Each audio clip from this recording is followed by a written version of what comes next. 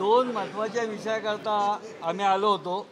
आज मुरली अण्णांच्या नेतृत्वाखाली जो 200 कोटी रुपयांचा निधी शासनाकडून आवश्यक होता तो निधी आज आम्ही शासनाचा पाठपुरावा माजी महापौर मुरली अण्णा मोहोळ यांनी करून राज्याचे उपमुख्यमंत्री देवेंद्रजी फडणवीस साहेब यांच्या माध्यमातून तो पुणेकरांकरता मिळवला।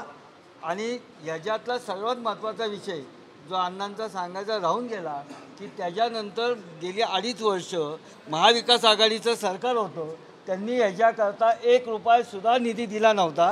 परंतु गेल्या 1 वर्षभरात आलेलं आपलं महायुतीचं सरकार आणि संवेदनशील असणारं नेतृत्व देवेंजी यांनी पाठपुरावा केल्यानंतर 8 दिवसातच पुण्यासाठी 200 कोटी रुपयाचा निधी उपलब्ध करून दिला। त्यामुळे तमाम पुणेकरांच्या वतीने मी देवेंजींचे आणि महायुती सरकारचं मनापासून अभिनंदन करतो। आज त्याचबरोबर अजून 2 विषयांकरता आम्ही इथं आलो होतो। शिक्षण मंडळाच्या 350 जणांना ज्या शासनाच्या आदेशानुसार कायम केलेला आहे, गेले अनेक वर्ष ते काम करत होते, परंतु शासनाचा आदेश गेले 4 महिने आल्यानंतर सुद्धा महापालिकेकडून त्याची अंमलबजावणी होत नाही।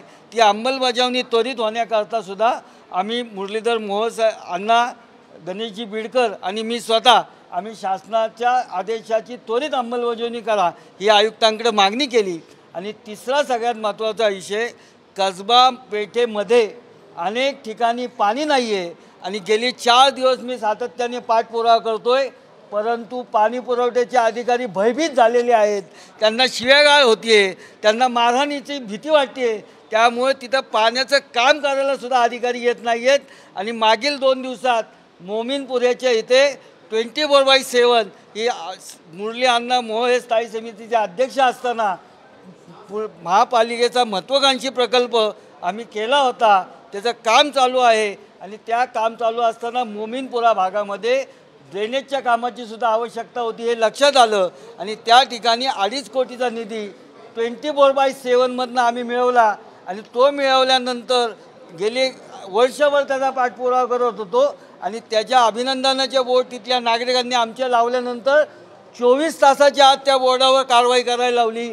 आणि सगळ्या कसबा मतदारसंघामध्ये जो माणूस काम करत नाही, 2-2 CCTV कॅमेऱ्याचे बोर्ड स्वतःचे लावतो, ज्याला स्वतःचे बोर्ड लावायची कळतं त्यांनी दुसऱ्याचे बोर्ड काढण्याची 24 तासात काय गरज होती। आणि धमकी कोण देतं सगळ्या मीडियानी बघितलेलं नाही, तुम्हीच दाखवलं ना। त्या ठिकाणचं कोणतरी आमदार आहेत आत्ता, ते धमकी देतात। जे हां दिली ना, महापालिकेने तक्रार दिली ना। जे कोणी असतील ते तुम्हाला माहिती आहे, ज्या अधिकाऱ्यांना काम करून देत नाही वस्तुस्थिती आहे। आणि सगळ्या ठिकाणी सगळ्या चतुर्थ ह्या ठिकाणी ज्या ठिकाणी माझे बोर्ड लागले होते त्या ठिकाणी चतुर्थ श्रेणीच्या सुद्धा कर्मचाऱ्यांना आई बहिणीवरनं शिवेगाळ केली जाते, त्वरित काढायला सांगितले जात आहेत। आणि आज बघितलं तर 24 तासाच्या आत माझे लागलेले बोर्डसुद्धा बेकायदेशीर होते। मी ह्याच्या पुढील काळात एक सुद्धा बोर्ड लावणार नाही, परंतु जे कुणी लावतात बेकायदेशीर लावतात त्यांचे 2-2 महिने राहतात आणि हे दमदाटीच्या जोरावर राहतं आहे। दहशतीच्या खाली संपूर्ण महापालिका काम करते। आपण सगळ्यांनी मिळून ह्या गोष्टीला न्याय दिला पाहिजे। कसब्यात दडपशाही चालू आहे, ब्लॅकमेलिंग चालू आहे, ब्लॅक मॅजिक चालू आहे, सगळं हेच चालू आहे गेली वर्षभर। हे तुम्ही शोधा ना। हां, ह्याचं मुख्य कारण ही गेली अनेक वर्षाची सवय आहे। ती सवय छोट्या भागात होती, आता ती पूर्ण मतदारसंघामध्ये आली।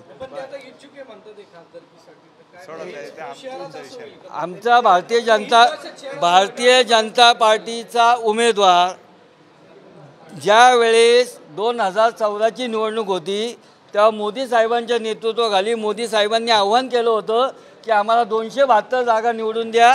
त्यावेळेस पुण्यातला खासदार 3.25 लाख मतांनी निवडून आला। 2019 साली मोदी साहेबांनी नागरिकांना आवाहन केलं की 300च्या वर खासदार द्या।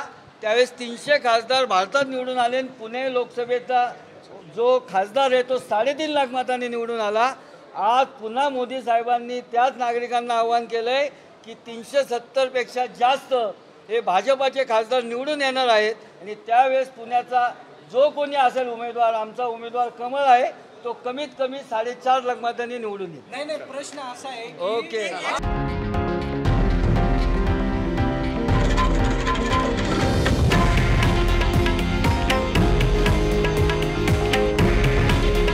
हे आहे देशातील नंबर 1 न्यूज नेटवर्क आणि आपण पाहत आहात TV9 मराठी. काळजी तुमची, हित महाराष्ट्राचं.